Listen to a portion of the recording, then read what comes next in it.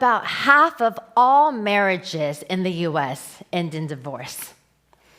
And more than 1 in 3 Americans face a serious civil legal issue each year.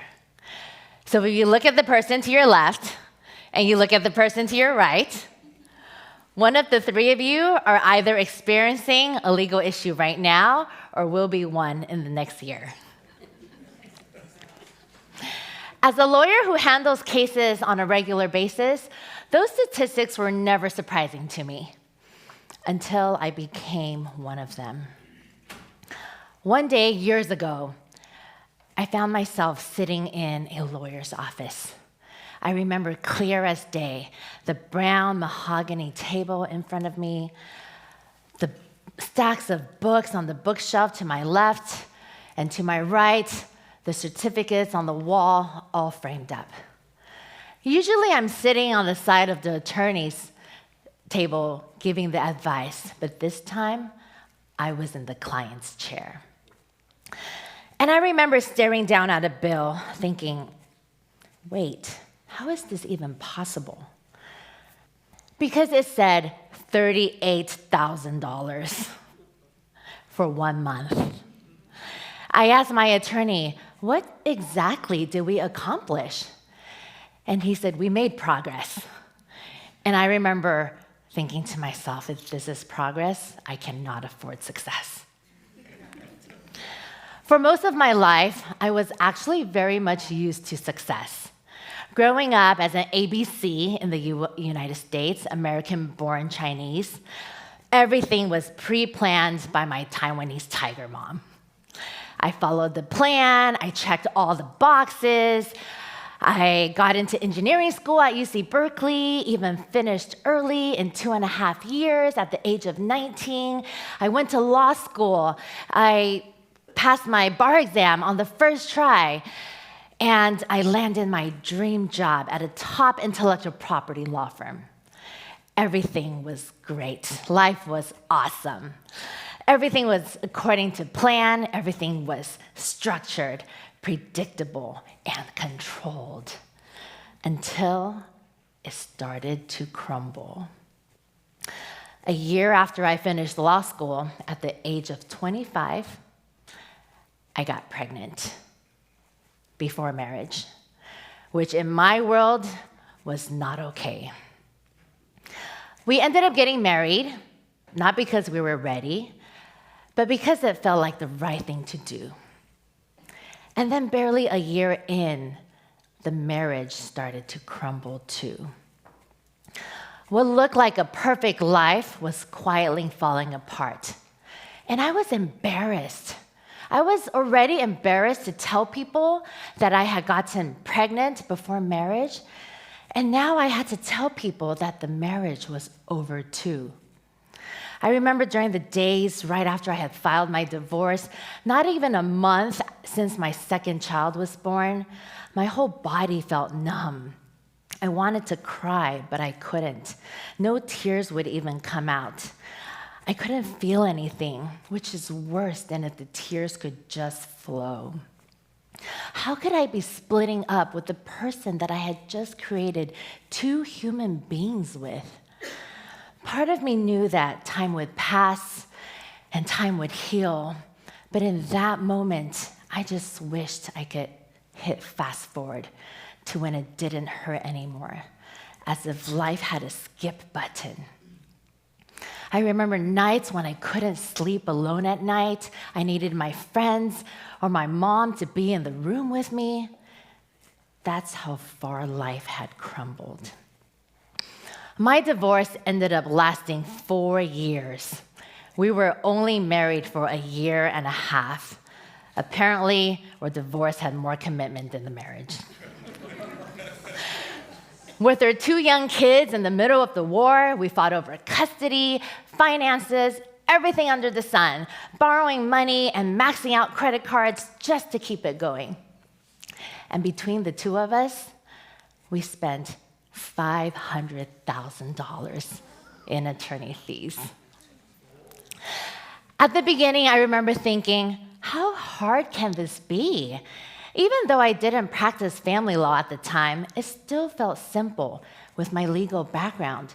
Just simple paperwork, right? So I hired a junior attorney, $250 an hour. He hired one to $300 an hour. And then something started happening. Every disagreement needed a stronger response. Every response needed a better strategy. And every strategy needed a more expensive lawyer. 4 years later, 5 law firms later, I was paying $850 an hour. He was paying $1,000. And we thought we were gaining control, but really, everything was just continuing to crumble.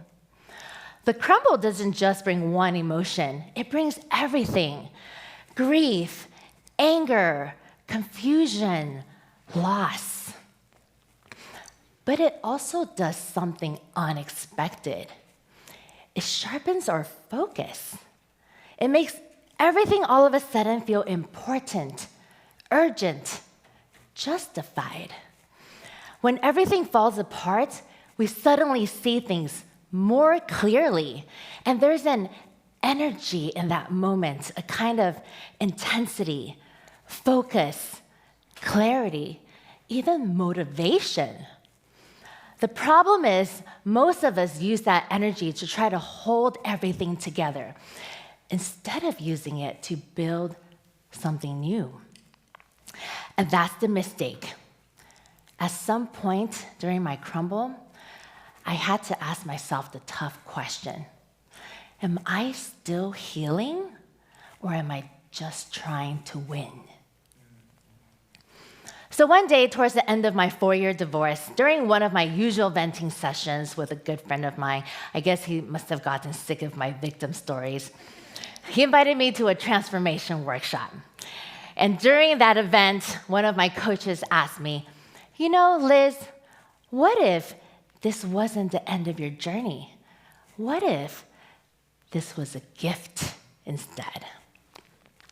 And from that moment, I realized there was more to the story, that the crumble was not the end, that I could embrace the gift of the crumble. So I did something small, something really uncomfortable. I texted my ex. I remember taking out my phone, hands starting to feel clammy as I scrolled to his name, typed half a sentence, deleted it, second-guessed myself, took a deep breath, tried again, reworded it, and finally, after a few tries and a lot of hesitation, I finally clicked send. It was his birthday, and for the last 4 years, I had not wished him a happy birthday. The awkward text I sent said, "Happy birthday, can I take you out for lunch?" He didn't respond right away. It took him a week. And when he finally did, he said yes, but only in a public place. We sat down, and for the first time, I wasn't trying to hold everything together. I wasn't trying to prove anything. I shared with him that I had taken a transformation personal development training and that I had come up with a new vision for us. I told him, I would like to create a respectful relationship with you where we can work together to co-parent our 2 kids.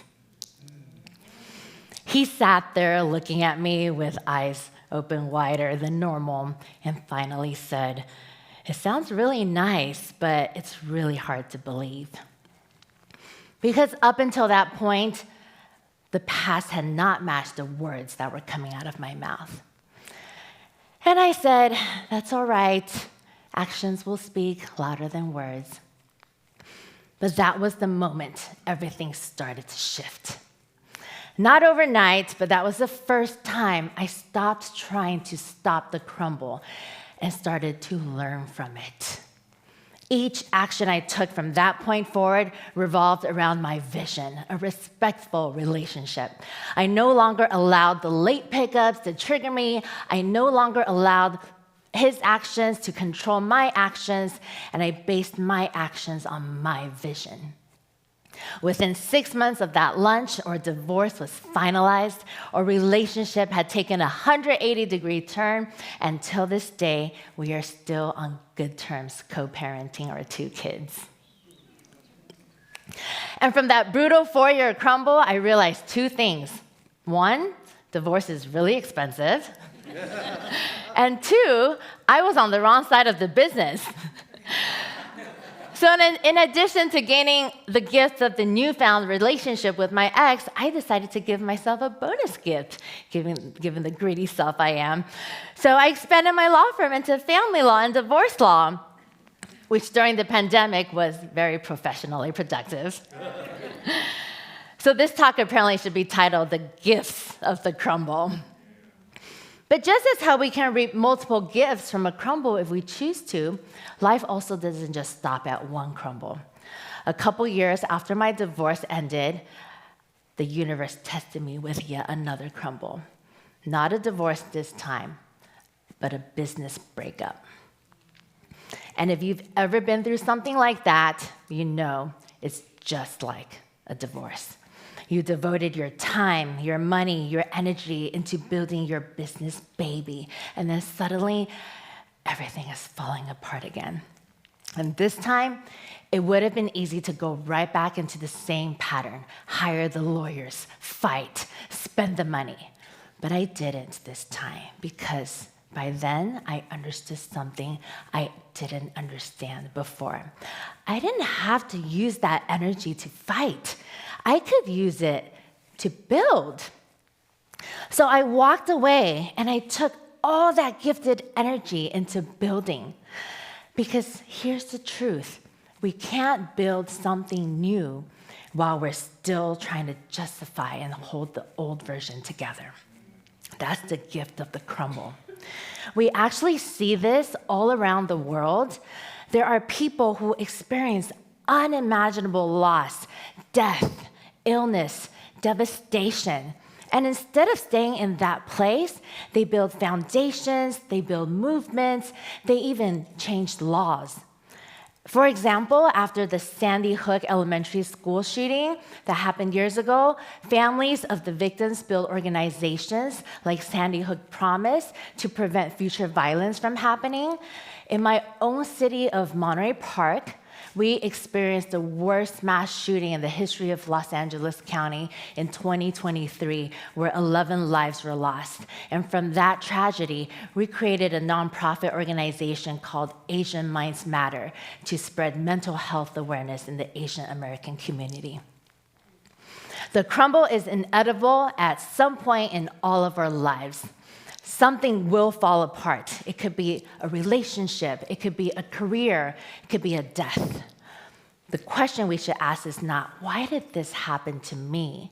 But rather, what can I build from this?